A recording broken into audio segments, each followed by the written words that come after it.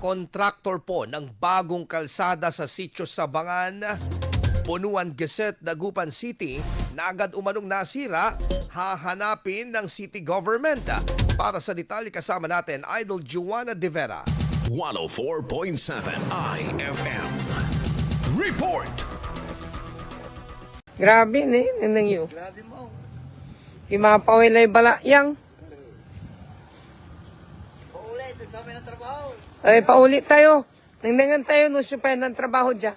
Hahanapin ng pamahalaang panlungsod ng Dagupan ang kontraktor o may gawa ng katatapos lamang na kalsada sa bahagi ng Sitio Sabangan, Bunuan Gazette. Ayon kasi sa mga residente, isang buwan pa lamang umano nang matapos ang proyekto nang nagsilitawan na ang mga bakal at nadurog na ang mga semento. Sa online live video ni City Mayor Belen Fernandez, kita ang pagbagal sa patakbo ng mga motorista dahil naging rough road na umano ito at posible pang ikasira ng mga piyesa ng sasakyan. Taong 2022 umano nang simulang gawin ang kalsada, ngunit hindi nagtagal ang benepisyong sana ay idulot nito sa mga residente. Inirereklamo na rin ito ng mga drivers at ilang residente dahil sa perwisyo nito tuwing tag-ulan at maputik ang kalsada.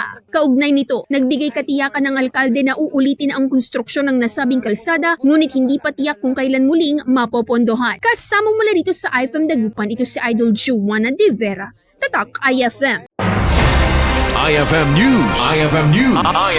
IFM News.